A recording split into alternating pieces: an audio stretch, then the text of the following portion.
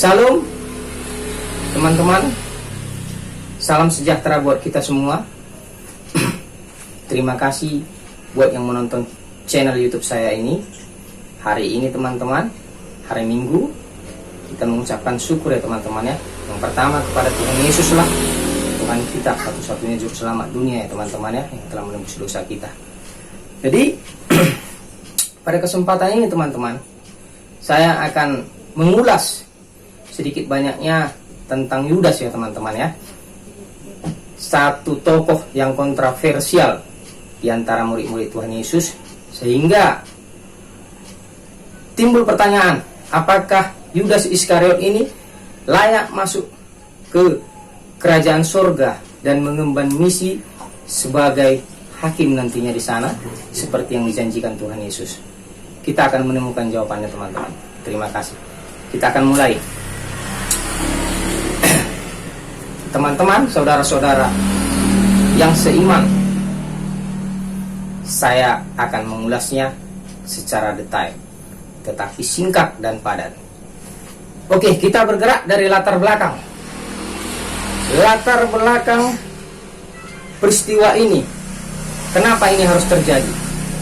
Yang pertama, kita harus sepakat bahwa dosa manusia telah banyak sehingga memisahkan manusia saat itu dengan Tuhan Allah kita, sehingga tidak ada cara lain untuk bisa mempersatukan kembali antara manusia dengan Allah yang sejatinya roh saat itu. Sehingga apa solusinya teman-teman? Tidak ada solusi yang dapat dilakukan manusia untuk bisa kembali bersekutu dengan Tuhan Allah. Hanya satu cara, yaitu dari Allah itu sendiri. Dan kemudian terjadilah seperti yang difirmankan, bahwa Tuhan Yesus lahir ke dunia. Maka rentetan peristiwa akan semakin jelas saudara-saudara. Apakah misi Tuhan Yesus datang ke dunia? Kita jelas-jelas mengetahui, karena begitu besar kasih Allah akan dunia ini, maka Dia mengaruniakan anaknya yang tunggal, yaitu Tuhan kita Yesus Kristus, untuk datang ke dunia menebus dosa kita. Dengan cara apa teman-teman? Maka kita akan melihat kembali titik jelasnya, sehingga antara Yudas dan misi yang dilakukan Yesus jelas terpisah. Oke, seperti yang kita ketahui teman-teman, saya langsung membypassnya aja ya teman-teman ya, supaya terlihat Yudas ini layak di mana nantinya. Jadi ketika sudah terjadi kesepakatan antara Yudas dengan para orang Farisi untuk menangkap Yesus dengan kode dicium lah teman-teman ya. Nah, tetapi perlu kita ketahui teman-teman, bahwa sebenarnya saat itu hati nurani Yudas sebenarnya ingin menyelamatkan sedikit kemungkinan untuk menyerahkan Yesus ini untuk dibunuh teman-teman ya. Tidak ada, tertutup kemungkinan untuk itu. Dia mengatakan, kalau bisa rabi kami ini pun ditangkap untuk diamankan sementara, karena sudah terjadi beberapa kegaduhan seperti peristiwa di Bait Allah. Sehingga orang Farisi saat itu sudah mulai menarget Tuhan Yesus untuk bisa ditangkap. Dan disinilah alasannya sehingga nanti terpisah Yudas ini bagaimana dan misi Yesus ini apa. Baiklah teman-teman, seperti yang sudah kita ketahui bersama, bahwasannya Yudas hanya dinubuatkan untuk menyerahkan Yesus, dan Yesus sudah mengatakan bahwa anak manusia akan diserahkan. Pertanyaannya, siapa yang menyerahkan teman-teman? Yudas Iskariot. Selesai misi Yudas, finish. Yudas tidak ikut kembali dalam peristiwa hakim menghakimi. Yudas tidak mengetahui lagi peristiwa Yesus terbunuh di kayu salib, dan dia menyesal. Lari semua skenario yang dilakukan dia, lari semua dari pikirannya ketika dia mendengar Tuhan Yesus dihukum mati. Perlu kita catat teman-teman, di situ dia menyesal kali sampai bunuh diri. Sehingga ketika dia bunuh diri, secara akal sehat kita, masa sih orang yang gantung bunuh diri, begitu jatuh putus tali yang menjerat lehernya, maka ususnya keluar semua bagian perutnya. Dan itulah salah satu parameter Yudas celaka atau binasa. Ingatlah teman-teman, Selesai misi Yudas untuk menyerahkan Yesus. Selanjutnya yang sering kita lupakan, bahwa semua rentetan peristiwa ke kayu salib ini 100% Allah lah yang bekerja. Tuhan Yesuslah yang bekerja. Apa itu teman-teman? Saya langsung membypassnya. Ketika terjadi pertanyaan, tanya jawab, ketika Yesus dibawa ke mahkamah penghakiman ya teman-teman ya, penghakiman agama saat itu ya, maka saat itu Yesus sudah mulai sedikit-sedikit menampakkan, membuka tabir siapa dirinya, yang tidak lain adalah Allah itu sendiri ya teman-teman ya. Ketika ada pertanyaan, apakah kau Mesias? Terjadi tanya jawab ya teman-teman ya, antara Farisi dengan Tuhan Yesus. Nanti kalau aku katakan, kau pun nggak percaya, kata Tuhan Yesus. Kalau aku pun bertanya, kau tidak percaya. Dan setelah itu Tuhan Yesus membuka satu tabir yang tertulis di kitab suci. Dia mengatakan, saat ini anak manusia akan diserahkan. Dan ketika mendengar hal itu kan firman Tuhan. Yuk, orang Farisi udah mulai bingung. Berani kali dia begitu. Sampai akhirnya timbullah pertanyaan, teman-teman. Pertanyaan inilah yang menjadi kunci jawaban Yudas kemana. Orang Farisi bertanya, apakah engkau anak Allah? Seperti yang engkau katakan, selesai, finish. Jadi kita harus mengetahui teman-teman, yang membuat pernyataan bahwa Yesus adalah anak Allah adalah Yesus sendiri. Itu semua kata-katanya juga dari Allah Bapa. Jadi misi Yesus untuk menebus dosa kita, inilah langkah awalnya. Jalan langkah pertama bagi kita manusia. Ketika dia sudah mengakui dirinya adalah Mesias itu, anak Allah, maka orang-orang Yahudi, teman-teman saudara Kristenku yang sangat kucintai, ini gak boleh kita lupakan. Dia katanya sudah menghujat Allah. Tapi tidak teman-teman, tidak, itu bohong. Memang Yesuslah sejatinya Allah itu sendiri. Jadi akhirnya teman-teman, akhirnya Yesus dihukum mati berdasarkan pengakuan dia sebagai dia adalah satu-satunya Tuhan itu sendiri. Jadi clear teman-teman ya. Teman-teman tidak perlu banyak berpikir lagi. Yudas hanya untuk menyerahkan Yesus seperti di nubuatan. Oke, kembali kita melompat teman-teman ya. Kita lompatkan saja ketika sudah terjadi pembunuhan kepada Yesus. Ingat teman-teman, Yudas tidak tahu, makanya dia bingung kenapa Yesus bisa dijatuhi hukuman mati, dan dia sangat menyesal menyerahkan Yesus kepada orang Farisi tadi sama ahli-ahli agama tadi. Jadi teman-teman jangan bingung, kembali kita mengulasnya. Banyak orang mungkin mengatakan Yudas tidak layak untuk masuk ke dalam kerajaan surga.